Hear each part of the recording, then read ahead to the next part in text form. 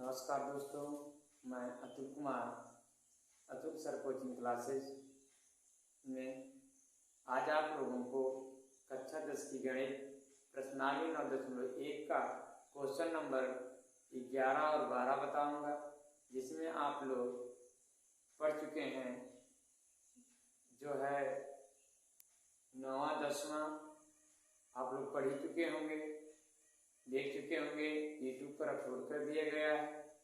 आज मैं आप लोगों को क्वेश्चन नंबर 11 और 12 बताऊंगा, जिसमें आप सब जो है क्वेश्चन नंबर 11 और 12 को पढ़ेंगे और समझेंगे। दोस्तों, जैसा कि आप लोगों को पता होगा कि इस त्रिकोणमितीय अनुप्रयोग में से एक प्रश्न जरूर से जरूर पूछता है एग्जाम में, इसलिए जो है इस प्रश्नावली को पढ़ना अनिवार्य है। तो हम क्या कर देते हैं, प्रश्नावली 9.1 का 11वां क्वेश्चन और 12वां क्वेश्चन आप लोगों को आज बताएंगे। आपके सामने देखो, मैं लिख दिया हूं, प्रश्न को भाइयों पढ़ा करो। प्रश्न क्या कह रहा है उसके हिसाब से इनका आंसर दिया करो। तो मैं जो है इन प्रश्नों का आंसर जो है आपके सामने दे रहा हूं। यदि अच्छा लगेगा लाइक और सब्सक्राइब, अच्छा ना लगे तो कमेंट में जरूर लिखिएगा। तो एक नहर के तट पर एक टीवी टावर ऊर्ध्वाधर खड़ा है। टावर के ठीक सामने दूसरे तट के एक अन्य बिंदु से टावर के शिखर का उन्नयन कोण 60 अंश। इसी तट पर इस बिंदु से 20 मीटर की दूरी पर दूर और इस बिंदु को मीनार के पाद से मिलाने वाली रेखा पर स्थित एक अन्य बिंदु से टावर के शिखर का उन्नयन कोण 30 अंश है। टावर की ऊंचाई और नहर की चौड़ाई ज्ञात कीजिए। अब इसमें कह रहा है कि एक नहर के एक तट पर एक नहर है, उनके तट पर एक टीवी टावर ऊर्ध्वाधर खड़ा है। ये नहर बन गई, ठीक है। टावर के ठीक सामने एक चित्र दिया हुआ है। टावर के ठीक सामने दूसरे तट के एक अन्य बिंदु से टावर के शिखर का उन्नयन कोण 60 अंश बता रहा है। यहां से 60 अंश बता रहा है, ठीक है। इसी तट पर इस बिंदु से 20 मीटर दूर इस बिंदु को मीनार के जड़ से मिलाने वाली रेखा पर स्थित एक अन्य बिंदु से टावर के शिखर का उन्नयन कोण, इसके शिखर का उन्नयन कोण बता रहा है 30 अंश। कितने अंश का है? तो 30 अंश मैं लिख दिया हूं। इस चित्र में दिया हुआ टावर की ऊंचाई पता करना है, नहर की चौड़ाई ज्ञात करना है। यह नहर है भाई, यह नहर है और ये टावर है, ये टावर, ठीक है। इस टावर की जो है आपको ऊंचाई पता करना है। हम इसको x मान लेते हैं और नहर को x मान लेते हैं। कितना मान लेते हैं? x। नहर को x मान लेते हैं और टावर को कितना मान लेते हैं? h मान लेते हैं। तो आप लोग अच्छी तरह से पता है लंब बटे कर्ण जो है किसका होता है? tan का होता है। लंब बटे कर्ण जो किसका होता है? tan का होता है। अगर ना समझ में आवे, यहाँ लाल बटे कक्का लिख दीजिएगा, लाल बटे कक्का और अक बटे लाल लिखिएगा, ठीक है। इतना जरूर करिएगा, समझ बात, इतना कर लीजिएगा। अब देखो tan जो है, tan 60 अंश और tan 30 अंश। पहले मैं tan 60 अंश का मान निकाल लेता हूं। tan 60 अंश बराबर होता है लंब बटे कर्ण। देखो tan लंब बटे आधार होता है, सॉरी लंब बटे कर्ण किसका होता है, साइन का होता है। लंब बटे आधार tan का हो रहा है, यहाँ लंब है यहाँ आधार है इसलिए tan का लग रहा है। और लंब आपका AB, लंब क्या है AB लंब है और BC क्या है, आधार है, इसको लिख लिया मैंने। और tan 60 अंश का मान कड़ी में 3 होता है, इसको लिख लिया, बटे में 1 लगा सकता हूं। AB बराबर दिया है h लिख लिया, और BC बराबर दिया है x, इसको लिख लेता हूं। इनका गुणा इनमें कराएंगे, h करना में h होगा, इनका गुणा इनमें कराएंगे, कड़ी में 3h होगा, कड़ी में 3h होगा। इसको समीकरण नंबर 1 बना देता हूं। समझ आया? इसको समीकरण नंबर 1 बना लेता हूं, जिसमें आप जो है अब अगला सॉल्व करेंगे। अब देखिए आप लंब बटे आधार, पूरा लंब बटे आधार हो जाएगा, यानी tan का सूत्र इसमें लगेगा, तब भी tan 30 अंश बराबर लंब बाबू AB पूरा हो गया और आधार DB हो जाएगा। क्या आ जाएगा, DB। tan 30 अंश का मान जो होता है 1 बटे कड़ी में 3 होता है, tan 30 अंश का मान 1 बटे कड़ी में 3 होता है, और AB बराबर होगा h और DB बराबर होगा x प्लस 20, x प्लस या 20 प्लस x करना या x प्लस 20 करना बातिक है, ठीक है। अब हम क्या करेंगे, इनका ऐसे गुणा कर लेते हैं, तिरछा कड़ी में 3h हो जाएगा, इनका करेंगे x प्लस 20 हो जाएगा। ये आपका समीकरण नंबर 2 बन गया है, बन गया आपका समीकरण नंबर जो जब 2 बना तो आप लिख देंगे यहाँ से आप लिख देंगे कि यहाँ से आप लिखिए कि समीकरण नंबर 1 को समीकरण नंबर 1 को समीकरण नंबर 2 में h बराबर कड़ी में 3x रखने पर यानी जहां h रहेगा कड़ी में, क्या है समीकरण नंबर 2 में, समीकरण नंबर 2 में जहां h है वहां कड़ी में 3x रखना पड़ेगा, रखा जाएगा। आप कड़ी ये वाला उतार लीजिए पहले समीकरण नंबर 2 x प्लस 20। अब हम h के स्थान पर क्या लिखेंगे, कड़ी में 3x लिखेंगे, h के स्थान पर हम कड़ी में 3x लिख दे रहे हैं, बराबर करके ये वाला x और प्लस 20 उतारिए। अब देखो बाबू कड़ी में 3 का गुणा कराओगे, कड़ी में 3 का गुणा कराओगे तो यहाँ 3x ही मिलेगा, ठीक है। कड़ी में 3 का गुणा कड़ी में 3 कराओगे 3 मिलेगा, x उतर गया। अब बराबर करके फिर आप x प्लस 20 लिख लीजिए। अब देखो यह 3x है, इसको उठाकर लाओगे x बराबर 20, 3x में से 1 निकालोगे, यहाँ एक छिपा बाबू, एक छिपा है, 3x में से एक घटाओगे 2x आएगा, बराबर में 20 हो जाएगा, बराबर में क्या हो जाएगा 20 हो जाएगा। तो x बराबर क्या होगा, x बराबर हो जाएगा 20 बटे में 2, यह जो है 2 नीचे आ जाएगा, कट जाएगा, आ जाएगा 10, यानी x बराबर 10 नीचे आ जाएगा। यानी नहर की जो चौड़ाई है, नहर की जो चौड़ाई है क्या है, नहर की चौड़ाई आ गई 10, यानी नहर कितनी हो गई, नहर की जो चौड़ाई है वह 10 आ गई, 10 आ गई, कितनी आ गई 10 आ गई, ठीक है। नहर की चौड़ाई 10 आ गई और नहर, अब हमको पता लगाना टावर की ऊंचाई कितनी होगी, तो टावर की ऊंचाई बराबर आप क्या कर लीजिए, टावर की ऊंचाई निकालने के लिए आप समीकरण नंबर 1 में रख लीजिए, टावर की ऊंचाई बराबर, ये आपका है ना x, कड़ी में 3x। अब देखो कड़ी में 3x के स्थान क्या रखोगे 10, x के स्थान क्या लिखोगे 10, यहाँ लिख दीजिए समीकरण नंबर 1 में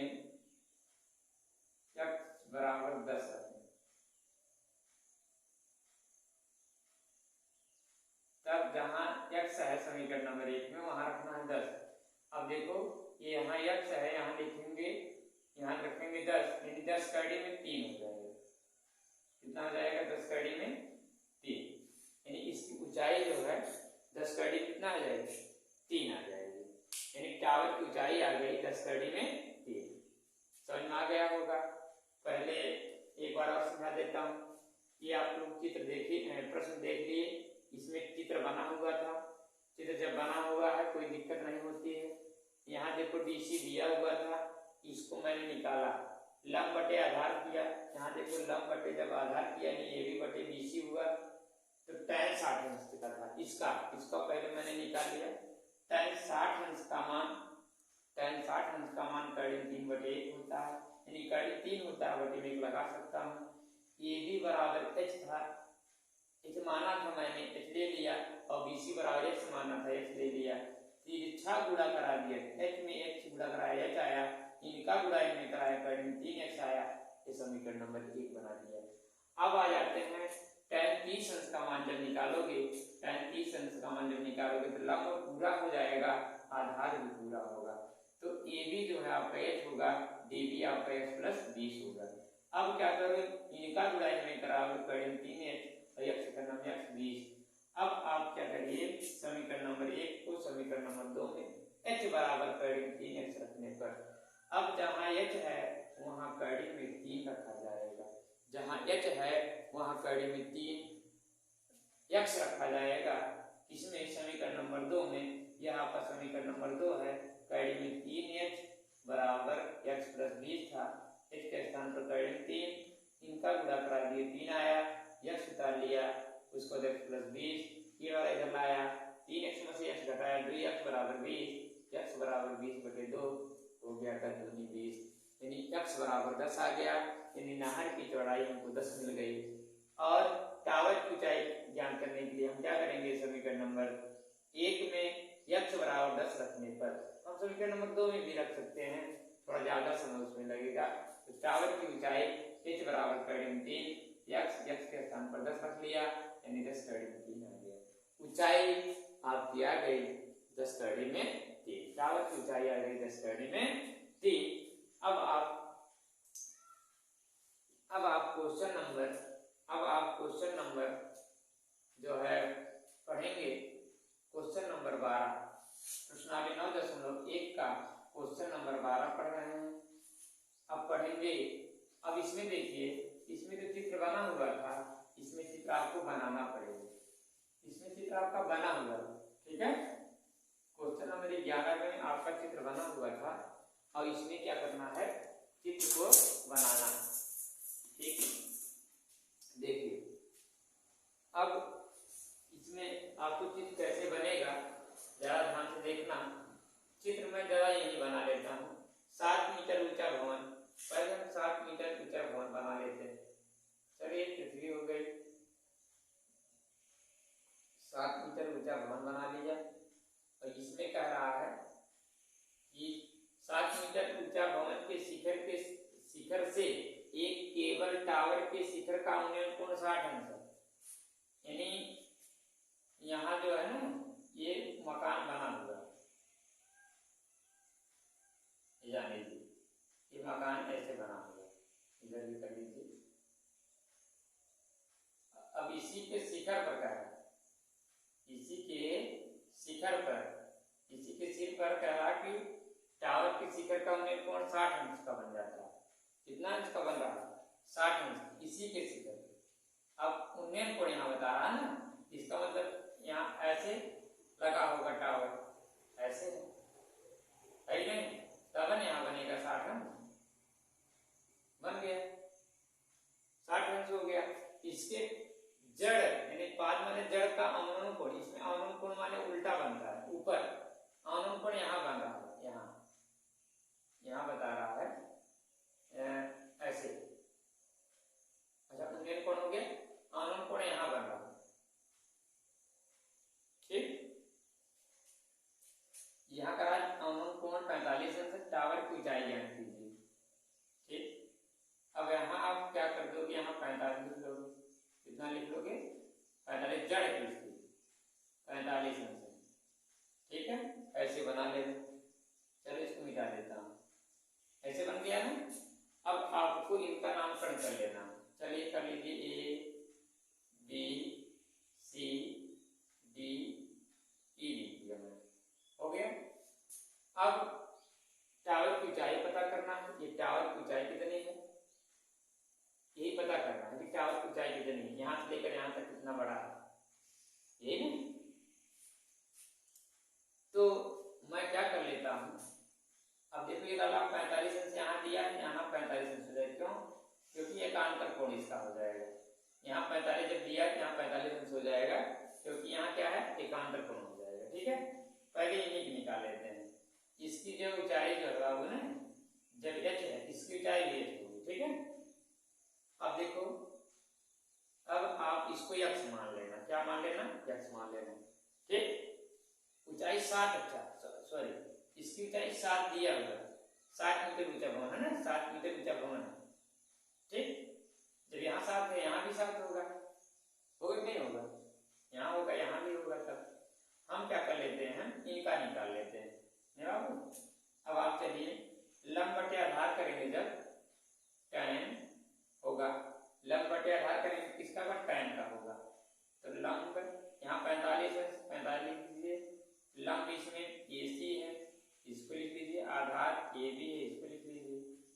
अब tan 45 अंश का मान 1 होता है, इसको रख दीजिए। AC बराबर 7 है, इसको रख दीजिए। AB बराबर x है, इसको रख दीजिए।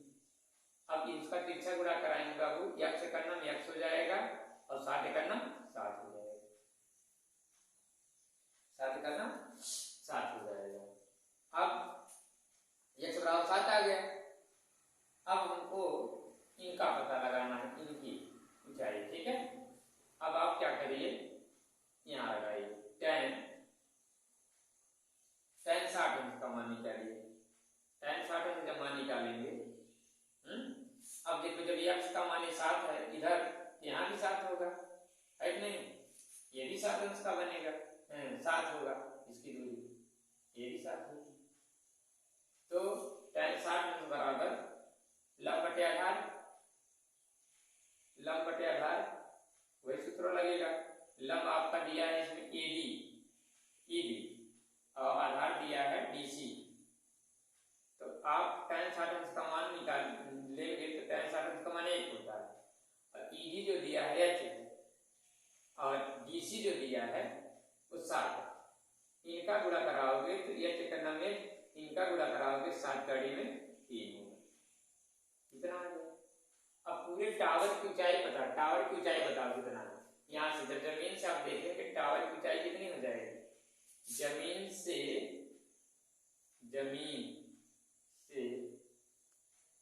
टावर की ऊंचाई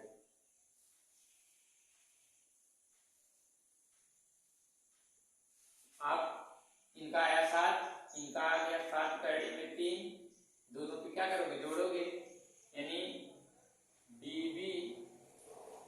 dB प्लस ED ये जोड़ा जाएगा। dB है आपका 7 कड़ी में 3, नहीं dB नहीं है, ये वाला dB नहीं, ED।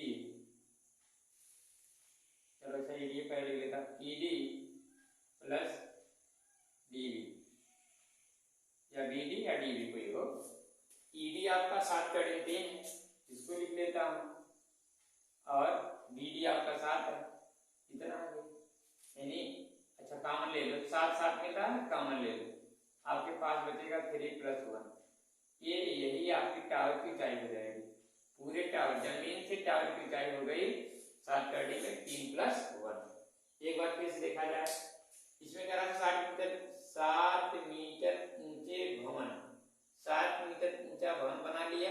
जब इधर है तो इधर भी बना लेंगे।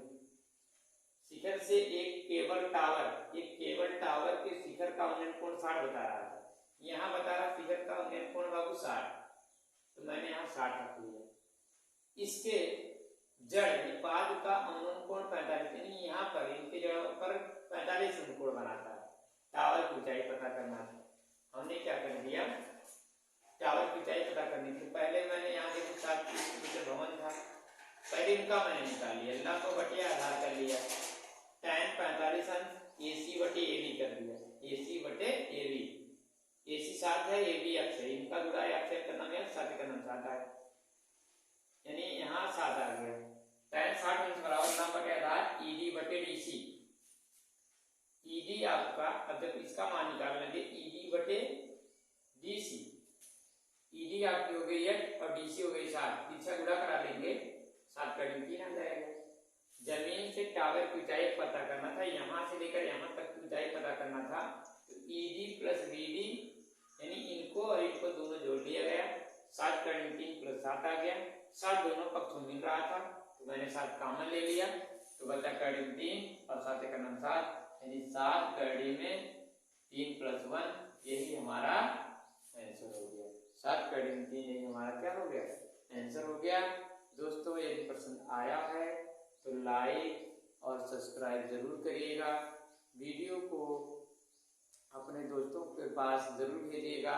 आप लोग वीडियो हमारा भेजते नहीं हैं तो थोड़ा सा दुख है, मगर कोई बात नहीं है, आप लोग खुद देखा करो, जरूर देखा करो, ठीक है। हम आपको जरूर से जरूर ये बताते रहेंगे, हमेशा जो पढ़ाते रहेंगे, कोई दिक्कत नहीं है, फिर भी लेकिन थोड़ा आप लोग भेजते रहेंगे तो और अच्छा रहेगा। तो आप आज पढ़ लीजिए question number 1, question number 11, question number 12, कल आप पढ़ेंगे क्वेश्चन नंबर 13 और 14, 15, 16 सवाल है, 2 दिन और लगेगा, खत्म हो जाएगा, ठीक है। इसलिए मैं थोड़ा थोड़ा सवाल बता रहा हूँ, क्योंकि ये लिखना, ये जो लिखने वाला पद होता है आज बच्चे समझ नहीं पाते, ठीक है। तो आप लोग बढ़िया समझ आते होंगे। तो मैं अब आपको मिलूंगा अगले वीडियो में, अगले जो है क्वेश्चन के साथ। तब तक के लिए